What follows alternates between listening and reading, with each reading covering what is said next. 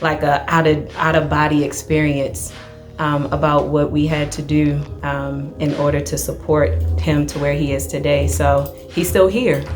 He's still here today. So I'm grateful. You know, because we're together all the time and doing things all the time, sometimes it's like, okay, you got to step away from business, because now we talking about personal finances instead of business finances. And anybody who knows me knows I'm a numbers person. I love talking numbers. So part of this is like, babe, where the money at? Angie knew where I was, but I'm telling you, I was going to live to see the next day, but I'm telling you, I lived and I breathed deeper the next day because I was able to catch that breath.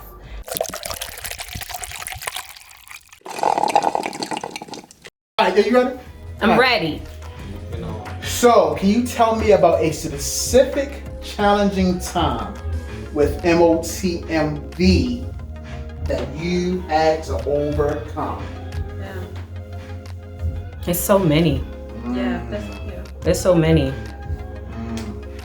The one particular challenge that hits home for me, because I had to still overcome it and show up, is in February of this year when my family received the news about my father and how he was diagnosed with stage 3 cancer. And the tumultuous and the turmoil that we went through with our family, with myself, it was a big challenge. It was heartbreaking to receive the news. It was more of a eye-opener of what we needed to do as a family and as a community, but still show up for others. And even now, it's so hard to find the words, just because, you know, when you become a caretaker, you know, and when you become one that is now responsible for another, you know, for another space in your life where you have to hold space, along with, you know, still caring for business, still caring for, you know, your family, still being a mom, still being a wife. The one thing that I am grateful for is that with each challenge, you are provided provision. You are given support. And I have to acknowledge that. I have to acknowledge the support of the community and my team when that challenge occurred. Because again, it really took me personally for a big loop. It took me for a loop, and thought was going to lose, you know, one of my favorite guys, you know, outside of my husband. Thought I was going to lose him in this year, and that was probably one of the pinnacle challenges that, you know, I had to overcome. You know, I had to overcome. So again, it's still kind of like a out of body experience about what we had to do in order to support him to where he is today. So he's still here. He's still here today. So I'm grateful. What are some of the challenges that you faced in supporting the Matters of the Mind dream, and how have you worked to push past that? So some of the challenges that I've seen, like I said before, like with my control, just looking to have more time for not only myself, but for my family and for my wife. So at some point we kind of came together and we started this together. And then there's at some point that I had to kind of step away and back off.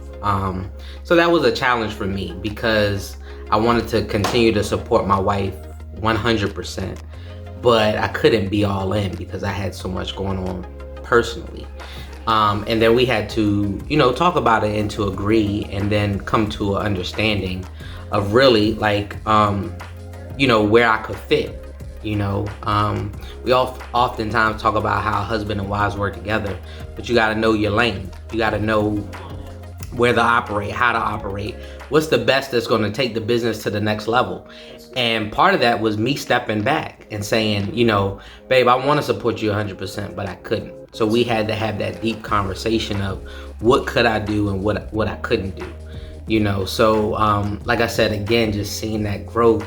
But that was part of the thing. That was one of the things that I struggled with, because I wanted to be that 150%, 2000% backing of her, and I couldn't, even as her husband.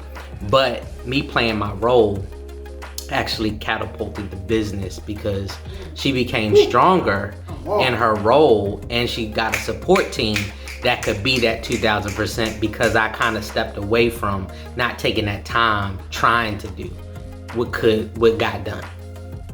The differences you see in Matters of the Mind Vaultage process from then to now. Well, she knows the pieces of the puzzle. So that's the differences that I see. Like, if there's a piece missing, she knows what needs to fill it. You know, before, you scramble around, you're learning, you're growing, and you have this puzzle that you're trying to put together.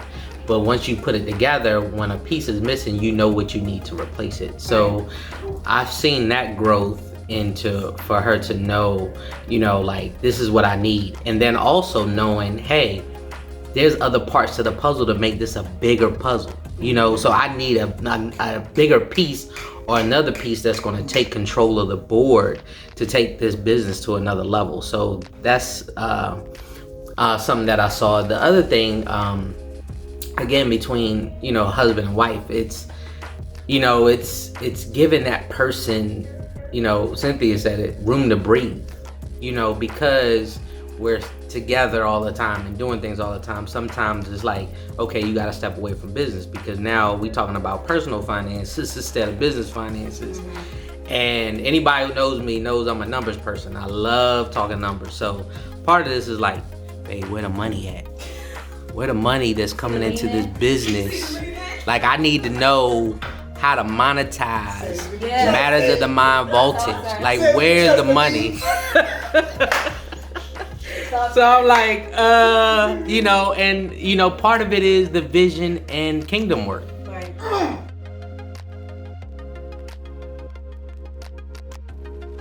You know, so when you trying to monetize something that God is going to bless you with, it's not always, you know, the same outlook. For a numbers person, it's like, where's the money coming in? But for someone who is being led by the Spirit to do a ministry,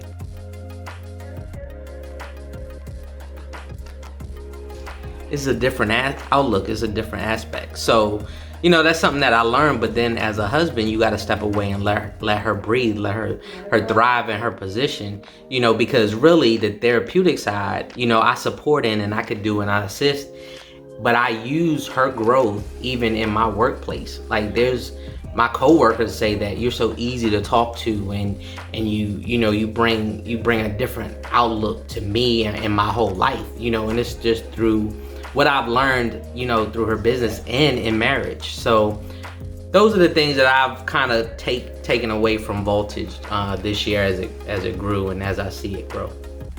Tell us about your birthday experience with your M.O.T.M family this year.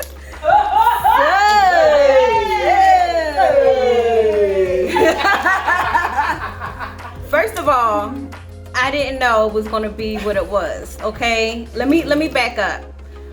During that time, I was going through a lot, and I needed a break. I needed a point. I hope I don't cry. I needed a point where I just needed to breathe, you know. And you're going and you're going and you're going and you're going, and it's like it's like you're gasping for air, okay? And then it's like somebody just reaches down and just picks you out so you can just take that breath. That's what my birthday dinner was for me. That's what it was for me. First of all, when Angie had mentioned it, I said the person who needs to be there is Q. Okay? Because it ain't a birthday if Q ain't there. Okay? My brother had to be there. But what I didn't know was that my Matters of the Mind Vaultage family was going to be there. That night was about the village coming together, and what they don't know is they really lifted my spirits that day. Really lifted my spirits. I think Angie knew where I was, but I'm telling you, I was going to live to see the next day, but I'm telling you, I lived and I breathed deeper the next day because I was able to catch that breath during that birthday dinner. We had a good time. We talked, we cut up, You know, we didn't always see eye to eye. We saw eye to eye. It was just good. And one thing that came out of that was that my son's village was expanded. You know, even from that. So I'm grateful for my Matters of the Mind family.